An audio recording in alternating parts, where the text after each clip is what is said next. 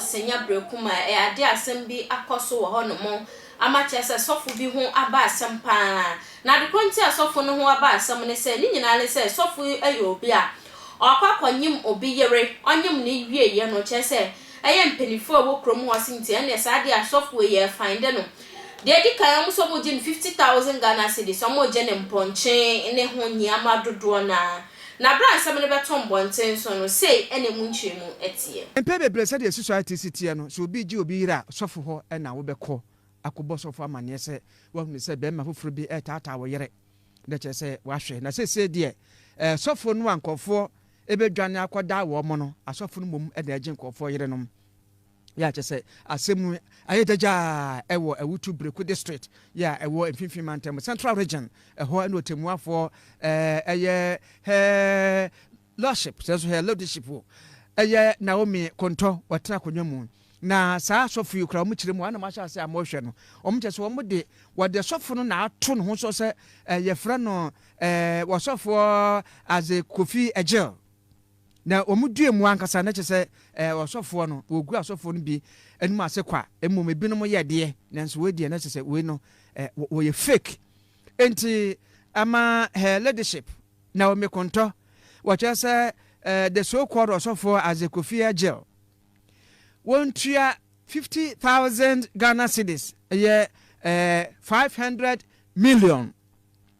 enanchen whiskey waje enoso Carton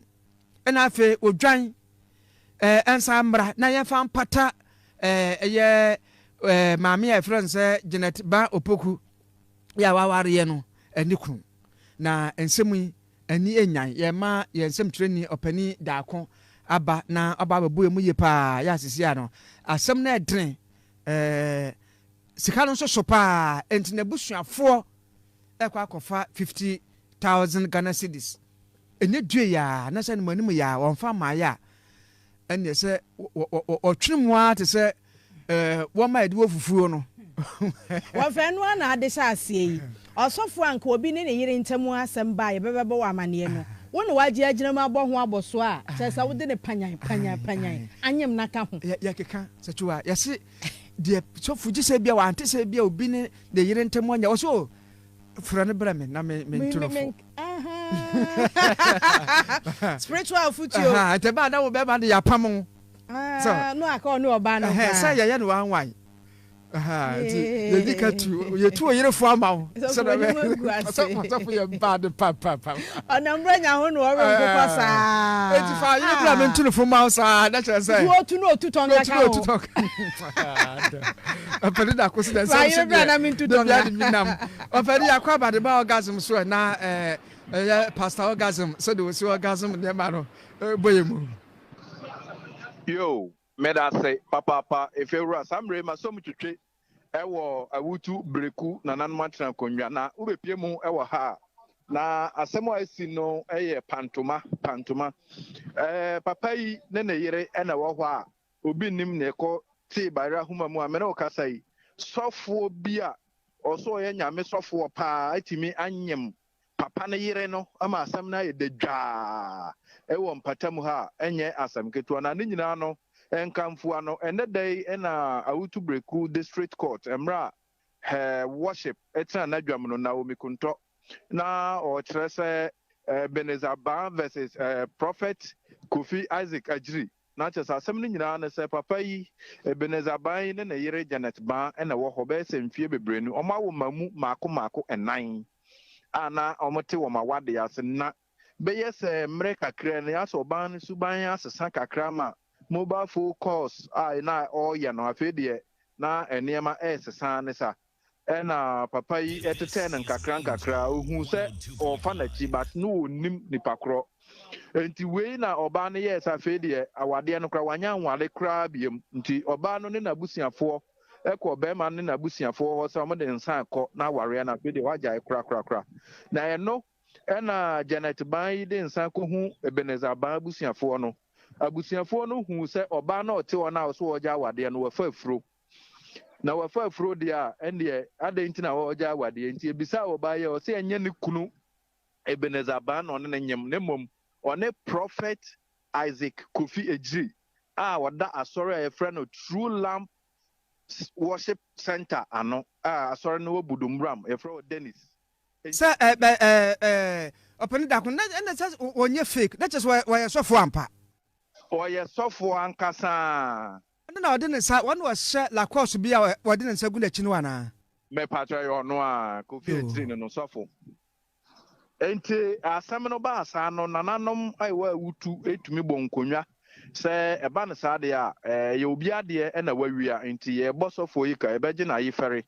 enti yɛ so ontua 50,000 Ghana cedis ɛne odwan a otue dua ɛna afɛ whiskey Carton baako ɛne snap nso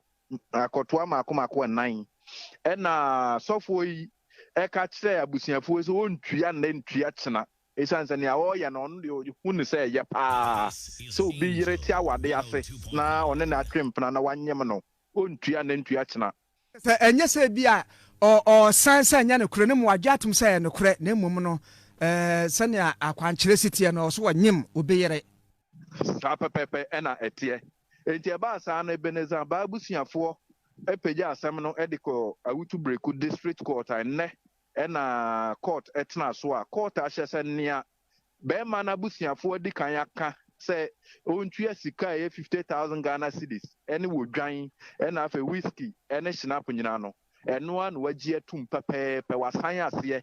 enti sɔfoɔ yi po wɔn po obetua saa sika na ɔma no nnafua maako 12 ɛyɛ 14 days ɔmfa saa nneɛma no nyinaa ɛmfam na nyɛ saa de a emra no ene no ebedi ntu bisa ya na che se amanfo ho adwuro mu Awutu ha papa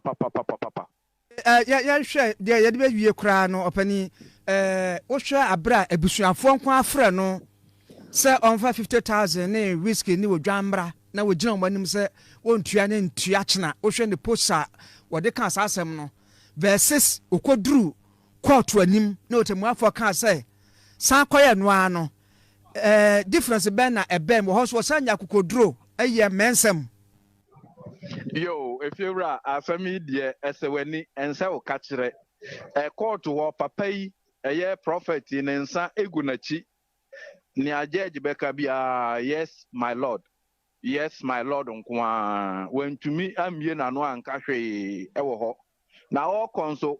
asem no ne se of a lawyer na mom lawyer ni ne kan ne obeka bia nso antentam ne ekowie a ne se yes my lord meba betua yes my lord me de beba na fei wapia okoni fie boko nti saa na asem no ekowie ye na ebusiafo Breku nsensem ya ekoi asem bisa ne se na sofu pande na tubi ba otirim se otumi kokoni mobi eyere na obi yere a kokoni mo ne pa de ebusiafo question mark awo ho ani asofofo a hu sensem ya beba bebai ne kwanso anesa ana se question mark bi ewo ho no kai se social media handles nya na attention tv bobo mo de aso be like wa share wa comment we videos ni nyina so wo share mo abonti abom samra na frem ho hima echa